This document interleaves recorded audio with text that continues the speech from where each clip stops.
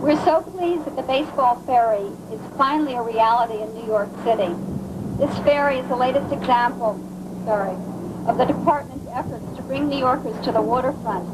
Among the things that we've been doing this summer, we've got canoeing classes for inner city youth going in the Hudson River and in the Lower Harbor. And we've got the floating cinema traveling around from borough to borough. And I'd like you all to, if you're not here, go on over to, let me see, tonight we're going to be in the Bronx at Orchard Beach. Tomorrow night at Little Bay Park, we're having cartoon festivals. And next week we're going to have 4 performances in Brooklyn. So look for that and come and join the festivities.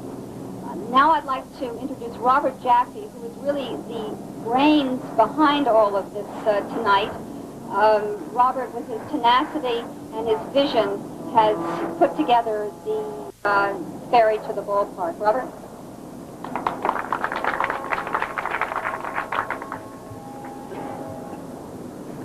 I can't tell you how happy I was to see that the Mets acquired Frank Viola just this past week. I remember when I was in the 10th grade and growing up in New Haven, Connecticut, and I had the opportunity to almost go to see Frank pitch against Ronnie Darling at Yale Field back in 1981. Unfortunately, I had other obligations that day. I had to go on a class field trip to Walden Pond in Massachusetts. That was reading Henry David Thoreau back then. Anyways, I didn't get to see that College World Series, but there's one series I'm certain in the near future I will see, and that is a ferry series in New York City. There simply must be a ferry series. Both the Yankees and the Mets have stadia located very close to water bodies. The Yankees right by Harlem River, the Mets right by Flushing Bay. And, you know, since Davey Johnson's been the manager of the Mets have become really contenders. And especially in 1985, I remember there was talk on and off of there being a Subway series.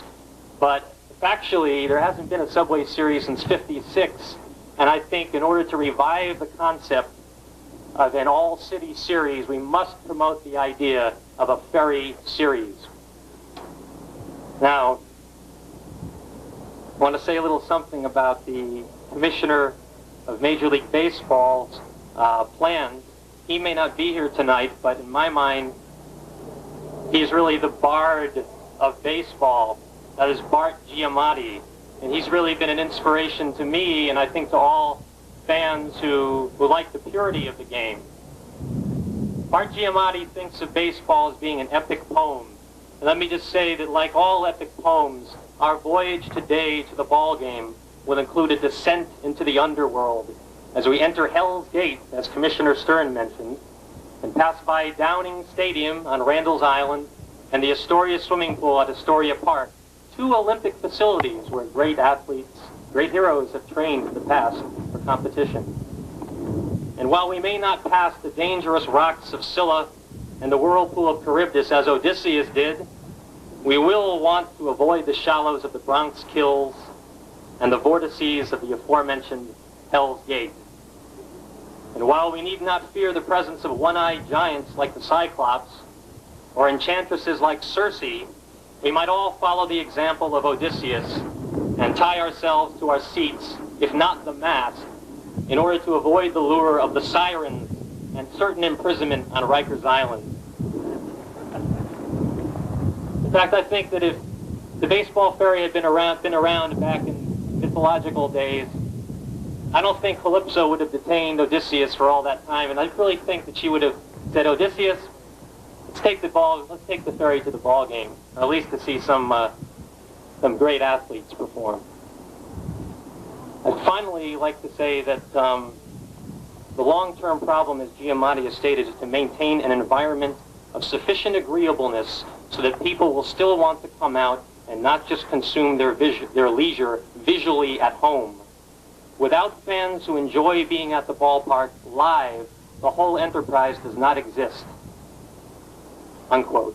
I think the baseball ferry will improve the quality of the experience of baseball fans en route to the ballpark, as Commissioner Stern has stated, and I think that it will help to preserve the epic poem of baseball. Thank you. Thank you very much, Bob Jaffe, for that address. I assume you will leave us with a written copy of it, which we can have transcribed and published in the Daily Plan. Okay? Please leave it as this is your last day at Parks. You've done a wonderful job. The Giamatti references come from the fact that Mr. Jaffe graduated from Yale College a year or so ago and happily spent a very fine year with us working with Miss Buttonweezer, and certainly did splendidly in planning as well as in poetry.